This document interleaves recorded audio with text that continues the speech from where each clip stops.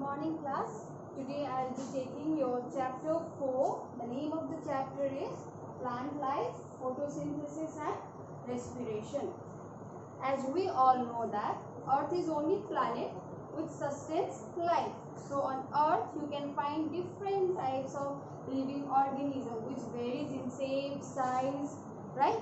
So similarly, on the basis of nutrition, you can group the living organism into two types. Those are autotrophs and heterotrophs. So now let us find out what is autotrophs.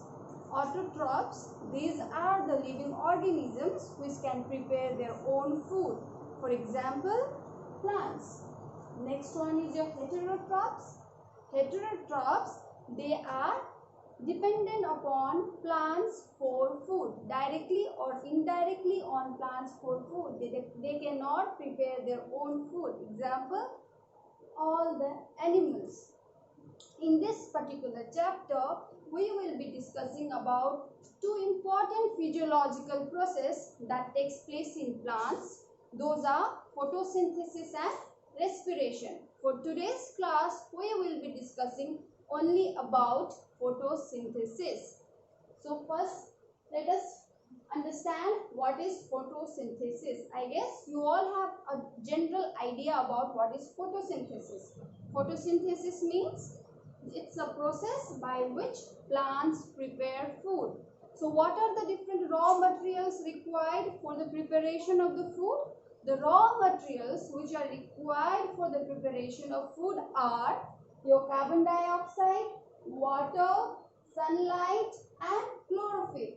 Plants, they utilize all these things to prepare food, and the food is prepared in the form of glucose. Glucose is the main product that is produced during photosynthesis, and byproduct is your oxygen, which is essential for our survival. So let us find out from where do plants get carbon dioxide, water. Okay, as we all know that plants, they have roots, right? What is the function of the root? Roots help in absorption of the water from the soil. So from the soil, roots helps in absorption of water. From root, it is transmitted to the stem, and then it is transported to the leaves. Leaves are the kitchen of plants. There the food preparation takes place. So water has to be transported to the leaves. Now from where do they get the carbon dioxide? Carbon dioxide is abundantly present in the atmosphere. So how do carbon dioxide get inside the plant? So if you look at the leaf, structure of the leaf, on the lower side of the leaf, you will be viewing small tiny pores. What name of those tiny pores are? Stomata. What is the name? Stomata. So what does it do? It allows carbon dioxide to enter and oxygen to escape out.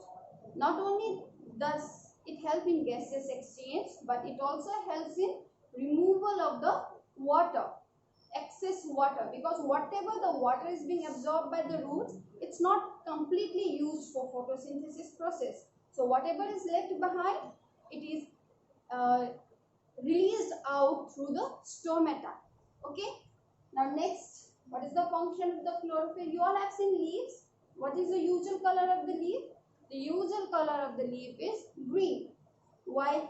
The green color of the leaf is because of the presence of a pigment. The name of those pigment is chlorophyll.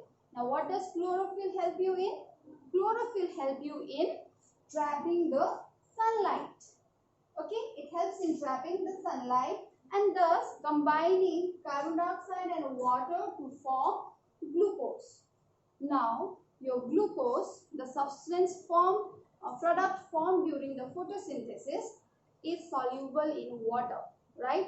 So whatever glucose is formed is not immediately used up by the plant. So if there is left over glucose, then it might get dissolved in a water. So there is one method conducted by the plants in order to store the glucose. What do? They convert the glucose into starch. Now starch is insoluble in water and then it is stored. So so that whenever it is required, it can again be converted into glucose, and then energy can be produced. So that's all about the photosynthesis. So what is photosynthesis? It's a process of making of food in the presence of raw materials. What are the raw materials used? Carbon dioxide, water, chlorophyll. And what is the main product that is formed during photosynthesis? The main product that is formed during photosynthesis is your glucose, and the byproduct is oxygen. We all require oxygen, right?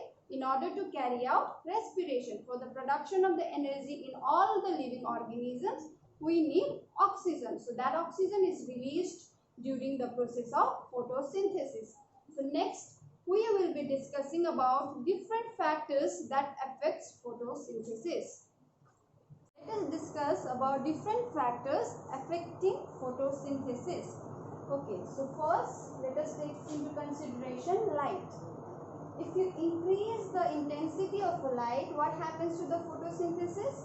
The photosynthesis rate is also going to increase. So more the intensity of the light, more will be your rate of photosynthesis. Next is your temperature. The best temperature for photosynthesis to be carried out is between 35 degrees Celsius to 40 degrees Celsius. So temperature above 40 degrees Celsius is going to denature different kind of enzymes which helps in photosynthesis, because of which your photosynthesis rate will decrease if you increase the temperature above 40 degrees Celsius, or if you decrease the temperature below 35 degrees Celsius. So best temperature for photosynthesis to be carried out is between 35 degrees Celsius to 40 degrees Celsius. So next factor is carbon dioxide. Up to the percentage of 1%, plant will be taking up the carbon dioxide to carry out the photosynthesis. But if the level of the carbon dioxide increases above 1%, then plants will no more be able to take up the carbon dioxide. So it doesn't mean that if your carbon dioxide is in higher amount, your photosynthesis is going to increase. Next is your water.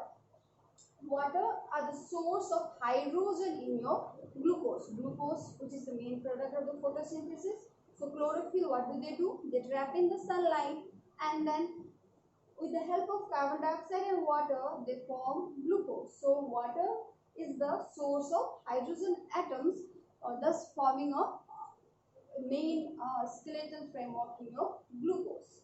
Okay.